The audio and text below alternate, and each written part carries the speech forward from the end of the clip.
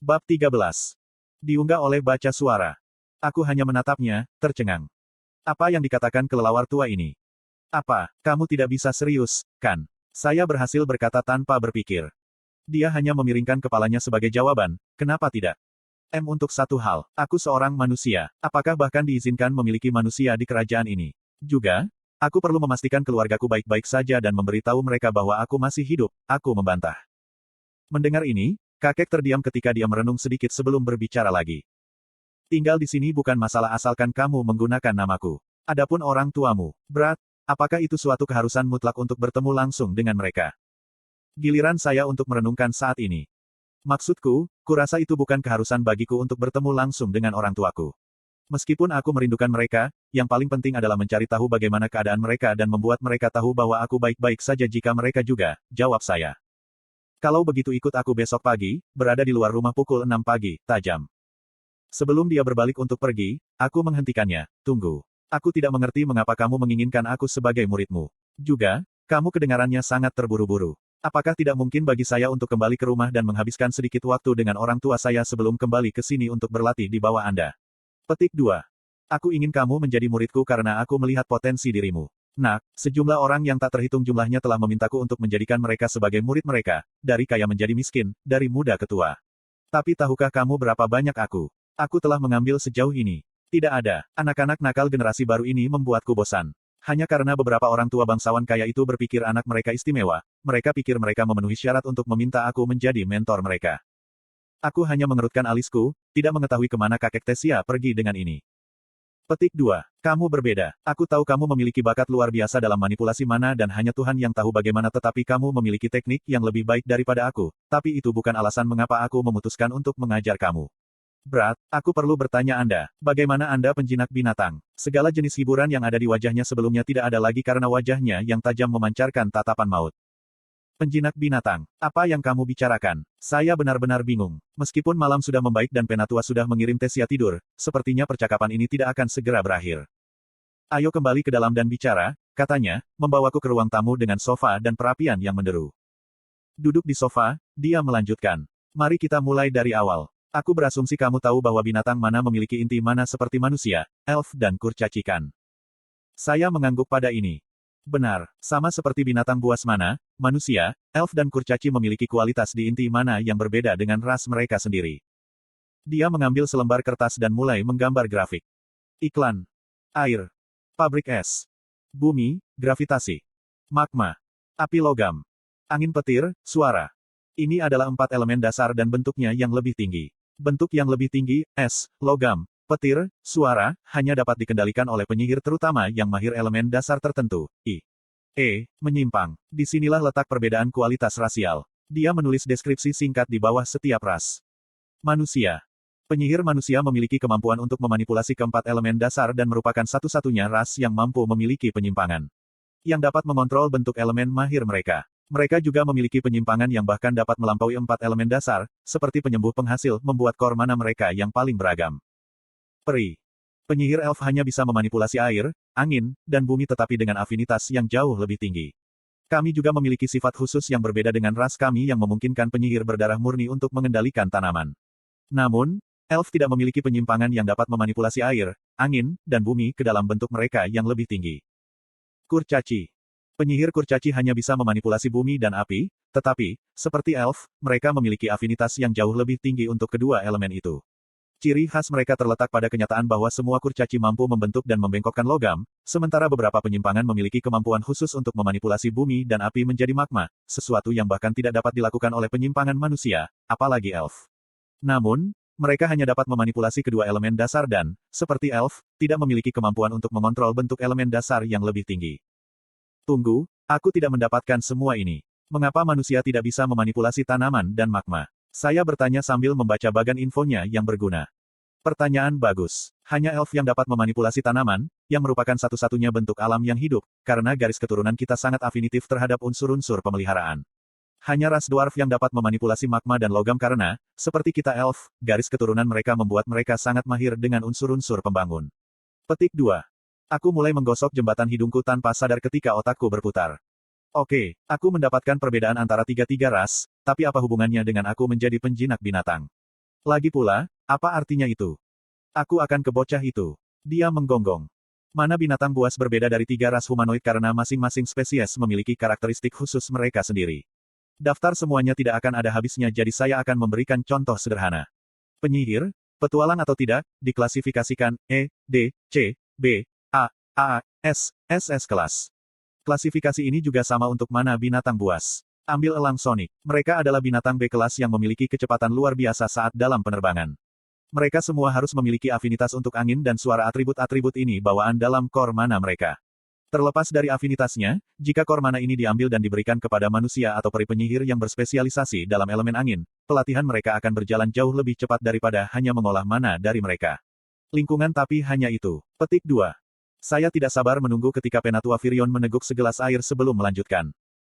Petik 2. Namun, ketika seekor binatang buas mencapai kelas A atau lebih tinggi, mereka memiliki kemampuan untuk meneruskan kehendak mereka, atau kemampuan untuk menjadi lebih tepat, kepada satu orang.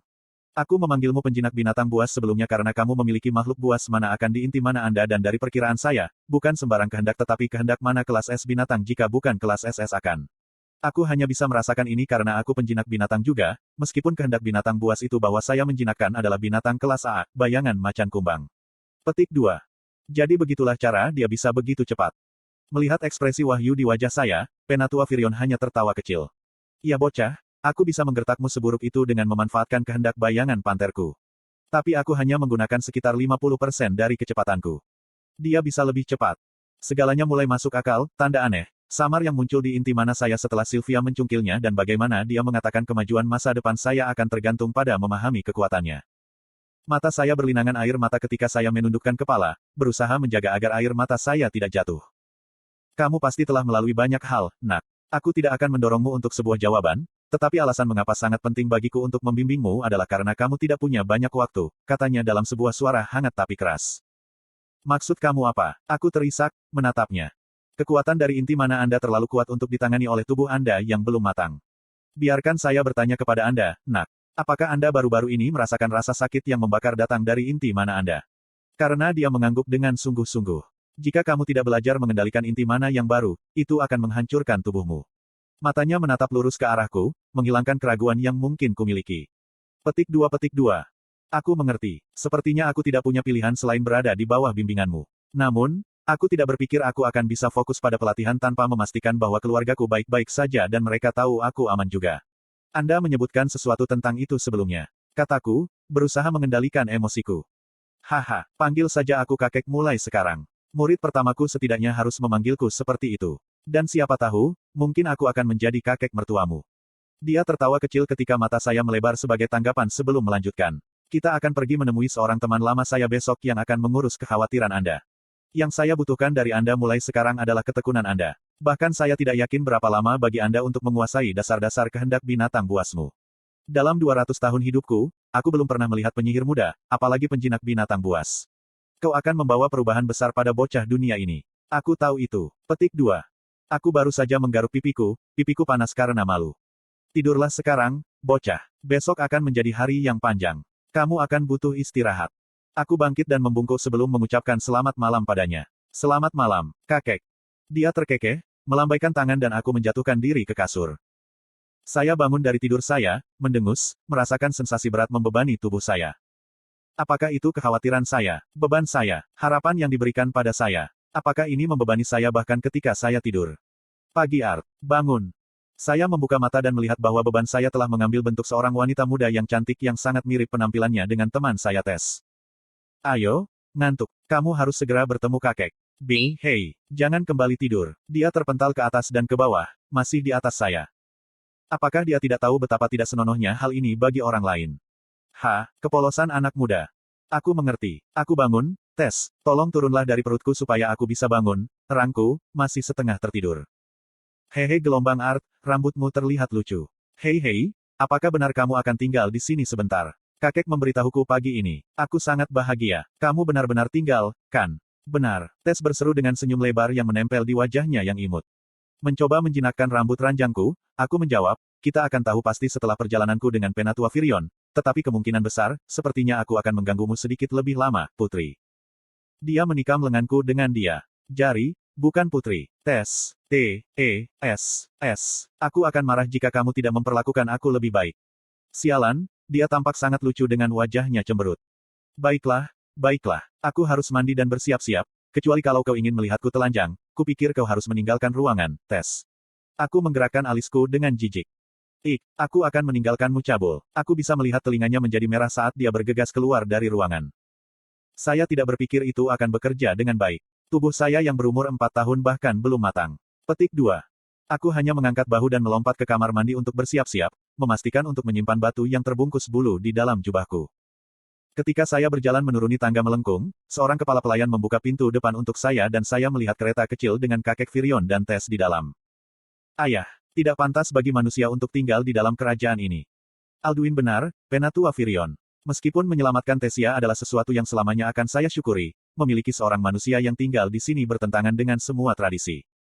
Saya mendengar Raja dan Ratu berbicara kepada kakek Virion ketika dia bersandar malas ke dalam gerbong. Bah, tradisi kacau. Aku menyukai bocah itu dan begitu juga Tessia, bukankah kamu anak kecil, dia mendengus.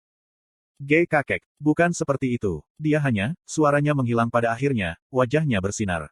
Hahaha, ngomong-ngomong, dia akan berada di bawah bimbingan langsungku mulai sekarang jadi pastikan untuk memberitahu semua orang bahwa dia tidak boleh dianggap enteng. Ayah. Cukup, ini bukan untuk diskusi. Oh bocah, kau di sini. Ayo, kita harus bergegas. Ekspresinya berubah menjadi senyum segera setelah melihatku. Aku mengangguk dan melompat ke kereta, menghindari kerutan yang diberikan Raja dan Ratu kepadaku. Sedikit dalam perjalanan, saya bertanya kepada kakek Virion. Hei Graham, kita akan pergi kemana? Kamu bilang kita bertemu temanmu, kan? Haha, kakek yah, bukankah kamu sangat nyaman denganku sekarang? Bagus, bagus. Kemana kita akan pergi, itu kejutan. Dia mengedipkan matanya. Tessia tertidur dengan kepala bersandar di pundakku. Dia pasti lelah karena bangun pagi-pagi. Jaga baik-baik dia, Art. Dia tumbuh dalam lingkungan yang sangat sepi, dia bergumam pelan, tatapan belas kasih memenuhi matanya ketika dia melihat cucunya yang sedang tidur. Maksud kamu apa? Tumbuh sebagai putri satu-satunya dari seluruh kerajaan sangat menegangkan, terlalu banyak untuk ditangani oleh seorang anak. Tumbuh tanpa teman dekat, itu sulit baginya. Dia telah terluka berkali-kali oleh orang-orang yang berpura-pura berteman dengannya, hanya untuk menggunakannya untuk keuntungan pribadi mereka. Ini telah membuat Tessia menjadi seseorang yang dingin dan jauh dari orang-orang di sekitarnya. Bayangkan betapa terkejutnya kita semua ketika kita melihat kalian berdua berpegangan tangan. Dia melanjutkan. Iya, aku perhatikan ketika aku mendengar dia berbicara dengan para penjaga, aku menambahkan. Arthur, Tessia telah menunjukkan lebih banyak ekspresi, lebih banyak senyum dan tawa, sekarang daripada yang pernah tumbuh di sekitar Anda, dia akhirnya tampak lebih seperti anak kecil. Untuk itu, saya berterima kasih. Dia menepuk pundak saya yang lain. Ini adalah pertama kalinya kakek Virion memprakarsai kontak fisik dengan saya selain perdebatan, yang mengejutkan saya. Gerbong berhenti perlahan sebelum pengemudi membuka pintu gerbong kami untuk memberitahu kami tentang kedatangan kami. Hei Tess, kita di sini, bisikku, dengan lembut mendorongnya. Dia akhirnya bangkit bangun dan kami keluar dari kereta, tiba di tempat yang hanya bisa dianggap sebagai gubuk mungil. Hei, penyihir tua, keluar, kakek Virion tiba-tiba berteriak sambil mengetuk pintu. Tiba-tiba pintu terbuka untuk mengungkapkan seorang wanita tua bungkuk dengan rambut abu-abu yang sepertinya disambar petir dan mata berkerut yang anehnya campuran berbagai warna, semuanya menyatu bersama. Mengenakan jubah coklat sederhana, dia menatapku dengan mata terpelajar. Butuh waktu cukup lama untuk sampai di sini. Dia merengut. Hahaha, Arthur, izinkan aku memperkenalkanmu pada Rinia Darkasan. Dia penyimpangan yang sangat istimewa di antara kita peri, kakek Virion mengumumkan. Senang bertemu denganmu lagi, Virion. Menawan seperti biasanya, Tessia kecil, dia tersenyum, menepuk-nepuk kepala Tess. Memandangku, dia menjulurkan tangannya. Kami akhirnya bertemu Arthur muda. Aku Rinia, Diviner,